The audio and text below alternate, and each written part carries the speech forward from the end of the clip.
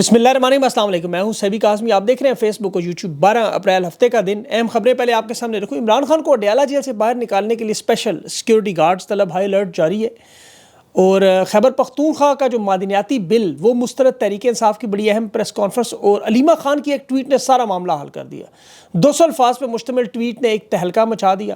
مراد سعید کی کارکنوں کو فیصلہ کن مرحلے کی تیاریوں کا بھی جو حکم میدان کرک میں سجا، کارکنان پہنچ گئے وہاں، اور نون لیگ کے کالے کرتوت خان کو نوبل پرائز نامزدگی تسلیم نہیں کر رہے تھے، اب اس کے خلاف مہم شروع کر رہے ہیں۔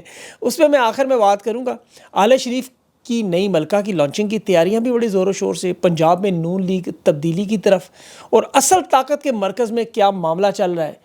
پنجاب سندھ کے بارڈر بند، اب نہروں کا معاملہ جو ہے بڑھ گیا، اور ایران امریکہ کے پہلے مذاکرات بھی عمان میں شروع ہو چکے ہیں۔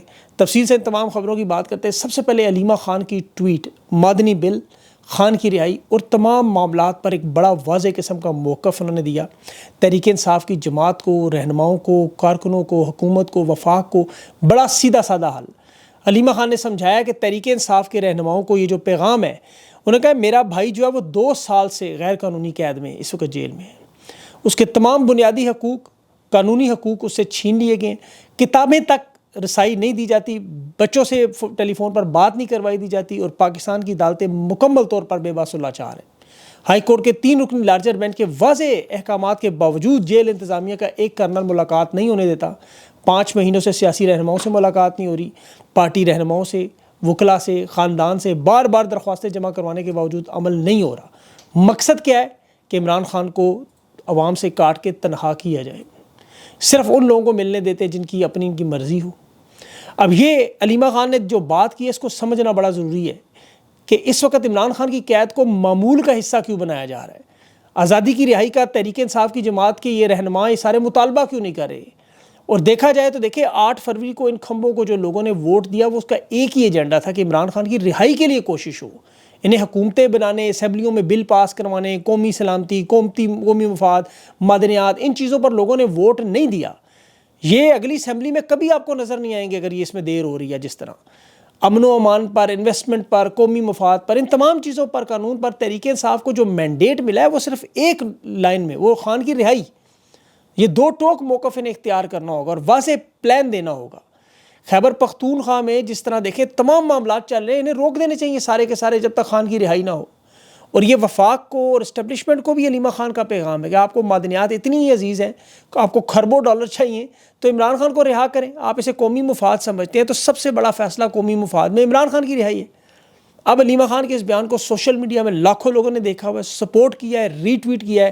تحریک انصاف کی قیادت کو، پاکستان کی عوام کو اس وقت جو سب سے بڑا اور اہم مقصد ہے اس کی طرف تو جو مبذول کی ہے۔ مادنی بل، بلا شبہ سلمان اکرم راجہ کے جو بیانات ہیں کہ وزیر اعلیٰ کا موقف ہے کہ صوبے کے وسائل وفاق کو نہیں دیے جائیں گے، وفاقی اداروں کو نہیں دیے جائیں گے، اس میں مشورے کی گنجائش ہے وغیرہ وغیرہ۔ سلمان اکرم راجہ صاحب کو دیکھیں 3 مسودوں میں سے ایک مسودہ دے دیا گیا ہوگا جو قانونی اعتبار سے درست ہوگا، انہوں نے وہ مسودہ پڑھا ہوگا۔ یہ ناجائز حکومت کی واردات ہے۔ 26ویں ترمیم پہ انہوں نے مولانا فضل الرحمان کو رات گئے مسودہ دیا، آپ کو یاد ہوگا، اور مولانا فضل الرحمان قید میں نہیں ہے، اس کے پاس پوری ایک لیگل ٹیم موجود ہے، تگڑے لوگ موجود ہیں۔ پھر بھی مولانا نے 15 ملاقاتیں اور مشورے کرنے کے بعد بھی مولانا دستخط کرنے پر تیار نہیں تھا، آخری لمحات میں کیے۔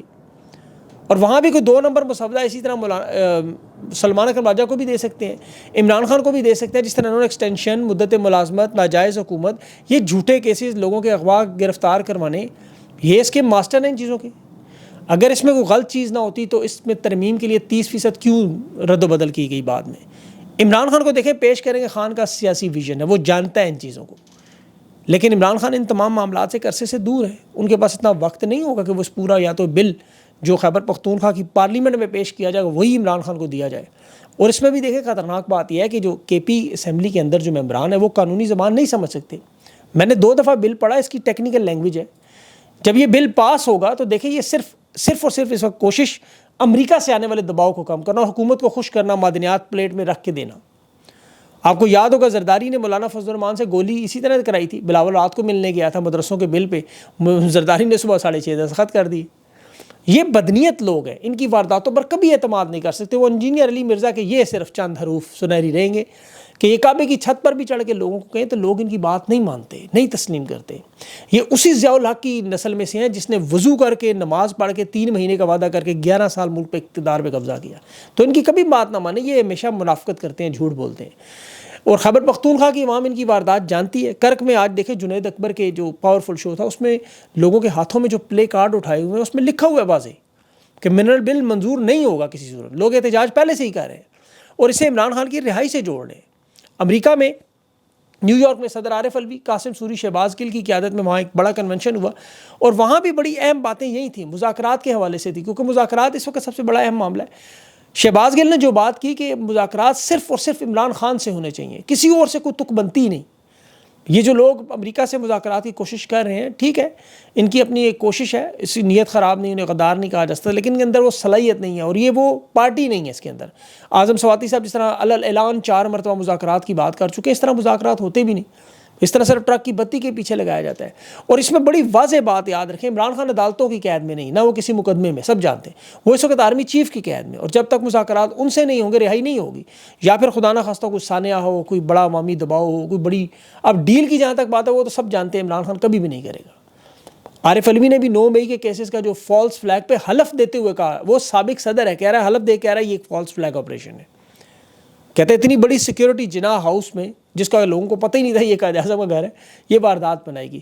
اور قاسم سوری نے تو ایک لائن میں بات ختم کر دی, اس نے کہا غداری کا ہمیں سرٹیفکیٹ جو دیتے ہیں وہ جوتے کی نوک پہ ہے. یہ تو اس وقت پیدا بھی نہیں ہوئے تھے جب عمران خان دنیا بھر میں پاکستان کے جھنڈے گاڑ رہا تھا. اب خان کی رہائی عوامی تحریک ہے, آپ کو پتہ ہے سب سے اہم معاملہ جو مراد سعید, جو اس میں اس کی بڑی اہم ٹویٹ بھی تھی کہ صرف مزاحمت ہی ایک راستہ ہے.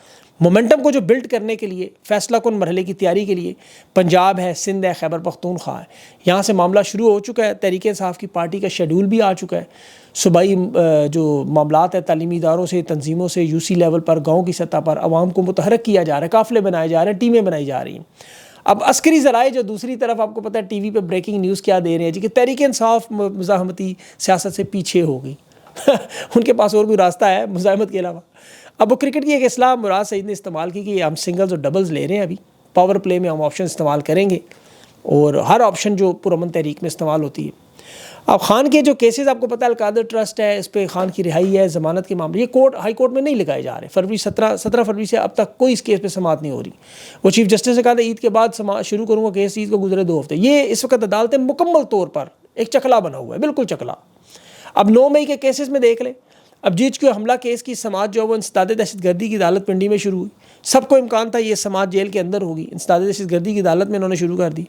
اب خان کی 9 مئی پہ 8 مقدمات میں ضمانت کی درخواست, وہ لاہور ہائی کورٹ کا جو 2 رکنی بینچ ہے وہ 14 اپریل سے سنے گا. وکیل خان کے وہی بیرسٹر سلمان صفدر ہیں, اور جو ججز ہیں وہ جسٹس شہباز رضوی اور جسٹس طارق سلیم. یہ جناح ہاؤس سمیت ان 8 مقدمات میں ضمانت کا کیس سنیں گے. سپرنٹنڈنٹ اڈیالہ جیل نے ضمانت کے ان مقدمات میں 15 اپریل کو عمران خان کو سیشن عدالت میں پیش کرنے کے لیے خصوصی سیکیورٹی مانگی ہے, مطلب کوئی اعلیٰ نسل کے گارڈز مانگے ہیں. اڈیالہ جیل نے وہ خط لکھا ہے جیلر نے کہ عمران خان کو چونکہ ہم نے پیش کرنا ہے, بڑے وی آئی پی آپ کو پتہ ہے معاملہ ہے, ہمیں خصوصی اسپیشل دستے بھیجیں. امریکہ سے کوئی بھیج دیں ٹیم کو, سیل وغیرہ کی, وہی لے کے جائیں. اب شاید ان کے پاس میں تو نہیں ہے.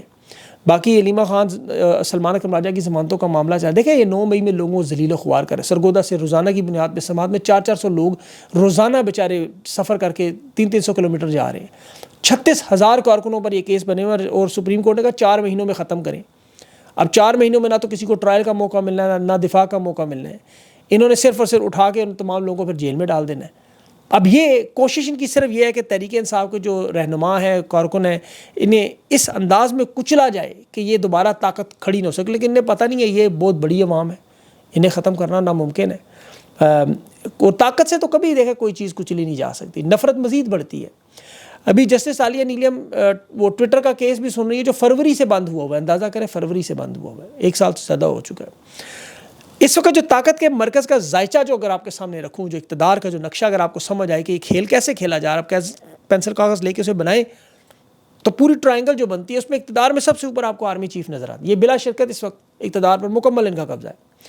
اس کے بعد صوبوں میں پنجاب سب سے بڑا ہے, وہاں آپ دیکھیں تو وہاں مامو جان کا مکمل طور پر کنٹرول ہے.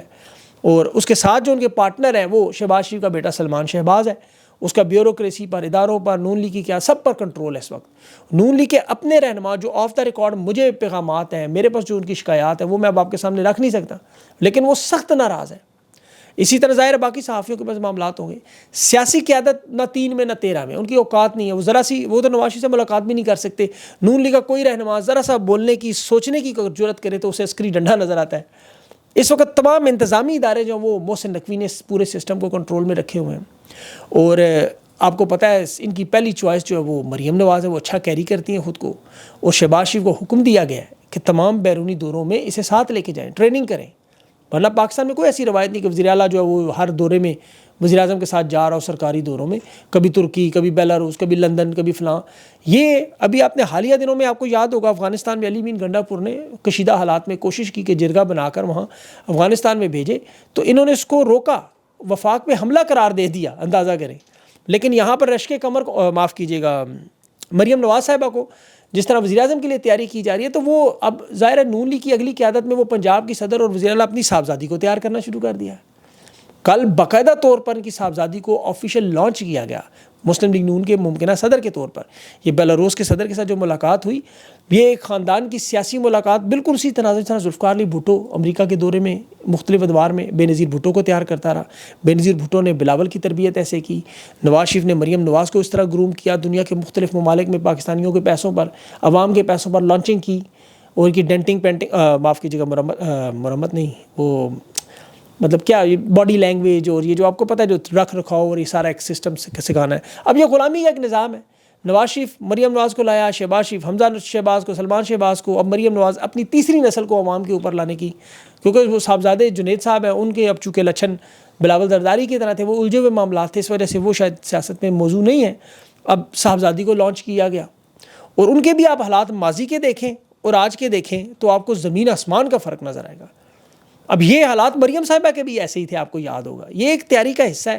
سری لنکا میں راجہ پاکسے خاندان نے بالکل اسی طرح سری لنکا میں حکومت کی، پورا خاندان، بہن بھائی بچے. بیلاروس کے چاہے صدر سے بھی نہیں، اس کا تو میں نے پہلے بھی بتایا آپ کو، 1993 سے یہ بھی اقتدار میں، ناجائز الیکشن، زبردستی کی حکومتیں، اور انٹرنیشنل سطح پر یہ بندہ. اور اچھا چلے انٹرنیشنل چھوڑے، پاکستان کے جیو میڈیا میں 2021 میں اس پہ پوری رپورٹ شائع ہو چکی ہے کہ دنیا کا کرپٹ ترین مجرمانہ کارروائیوں میں ملوث شخص ہے. اب اسے دنیا کا کوئی مہذب ملک اپنے ملک میں نہ تو دعوت دیتا ہے، نہ اس کے ملک میں جاتا ہے، سوائے ان کے ایک جیسے جو ہے. اسی طرح اردوان سے بھی جو آپ کو پتہ ہے 22 سال سے وہ بھی اقتدار میں سے مریم نواز صاحبہ مل رہی ہیں، اور ہاتھ ہی نہیں چھوڑتی کسی کا پکڑ لیں تو ویسے پکڑنے کے بعد چھوڑتی ہی نہیں ہے، پتہ نہیں کیوں. چچا کی بھی یہی عادت. اس کے بعد بہرحال جب معاملہ یہ ہے کہ انہوں نے پاکستان کو شاہی قلعہ بنا کے، شریف خاندان نے مہاراجہ رنجیت سنگھ یا مغل امپائر کا ایک حصہ سمجھا ہوا ہے. پیچھے ظاہر بیٹھے ہوئے ان کے جو آپ کو پتہ چلانے والے سہولت کار ہیں، اور وہ راستہ ان کو پتہ تھا جس راستے پر یہ چلیں، اور پتہ نہیں جوتیاں پہن کے چلیں کہ ننگے پاؤں چلیں، بہرحال اس راستے پہ گئی ہیں. اب اس راستے پہ چلتے چلتے دیکھیں انہوں نے تمام اداروں کو بھی، پنجاب پولیس جیسے پانچوں گھی میں سارے کھڑائی میں، ان کی جو پیٹرولنگ پولیس کی چوکیوں میں ایس پی لاکھ روپے 2 لاکھ روپے مہینے کا وہاں سے چوکیوں سے لے رہے ہیں. 50 سے 100 چوکیاں حساب کر لیں خود ہی.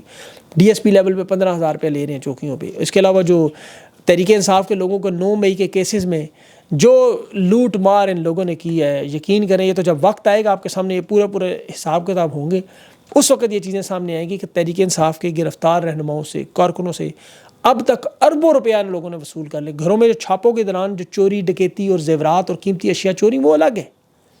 اتنا انہوں نے مال جو ہے نا صرف تحریک انصاف کے لوگوں سے لوٹا ہے. اور لاہور ہائی کورٹ کے بھی یہی حالات ہیں عدالتوں کے. آپ کو پتہ ہے ادھر جسٹس باقر نجفی کو لاہور ہائی کورٹ کا چیف جسٹس نہیں بنایا جا رہا تھا، اعتراض لگائے جا رہے تھے. آج اسے سپریم کورٹ کا چیف جسٹس لیکن لگا دیا گیا، سپریم کورٹ کا جج لگا دیا گیا. اور اب نون لیگ کی دیکھیں ابھی انہوں نے مہم شروع کر دی نوبل پرائز پہ کہ جی عمران خان کو پہلے نامزدگی مان نہیں رہے تھے. اب وہاں وہ کاغذات وہ موٹا سا تگڑا سا وہ موٹا سا عجیب سا وہ بندہ جو بنا کے بھیج رہا ہے کچھ چیزیں. بہرحال وہ اب انہیں یہ نہیں پتا کہ وہ کمیٹی ایک انڈیپینڈنٹ لوگوں کی ہوتی ہے. وہ ای میلیں آکسفورڈ یونیورسٹی کی طرح نہیں طلباء کی سنتے، وہاں طلباء نے ووٹ نہیں ڈالنا ہوتا. یہ جو ہے ایک کمیٹی کا پراپر پروسیجر ہوتا ہے. اگر اس کو تھوڑا سا پڑھ لے یہ خود ان کو، لیکن ان کا کام نہیں ہے. وہ میں پہلے بتا چکا ہوں، میں دہراتا نہیں اس تفصیل کو. پنجاب میں دیکھیں کسانوں کا کیا حال ہو رہا ہے. دریائے ستلج کی بھی میں نے ایک تصویر شو کی ہے. یہ ستلج بالکل اس وقت ڈرائی ہو چکا ہے کیونکہ پانی روک دیا ہندوستان، لیکن انہیں کیا فکر. انہوں نے زراعت پہ ہاتھ ڈالا وہ تباہ و برباد، انہوں نے معیشت پہ ہاتھ ڈالا وہ تباہ و برباد، SIFC پہ ہاتھ ڈالا وہ تباہ و برباد، جس ادارے میں کرکٹ کے حالات مطلب جو مرضی آپ اٹھا کے دیکھ لیں تباہ و برباد چیزیں کریں، کیونکہ انہیں پاکستان سے کوئی دلچسپی نہیں۔ انہوں نے کسانوں سے وعدہ کیا مریم نواز نے آپ کی فصل 4000 میں خریدیں گے، وہ 2000 میں بھی نہیں لے رہے، اور وہ بیچارہ چیخے مار کے کل وہ کسان اتحاد کا رول کہ 14 اپریل سے ہم بھی سڑکوں پہ آ رہے ہیں۔ تو ان حالات میں دیکھیں ملک تو آگے چل نہیں سکتا، بدماشی طاقت سے زور جبر سے اقتدار میں آپ بیٹھ جائیں، جب انہوں نے جانا ہے پیچھے وہی آپ کو پتہ ہے کھنڈرات میں پھر اس کو عمران خان کو دوبارہ کھڑا کرنا پڑے گا۔ اللہ ان سے جان چھڑائے اور دعائیں کیا کریں کہ اللہ تعالیٰ ان کے ظلم اور جبر کا یہ دور ختم کرے۔ اپنا خیال رکھیں، مجھے اجازت دیں، اللہ حافظ۔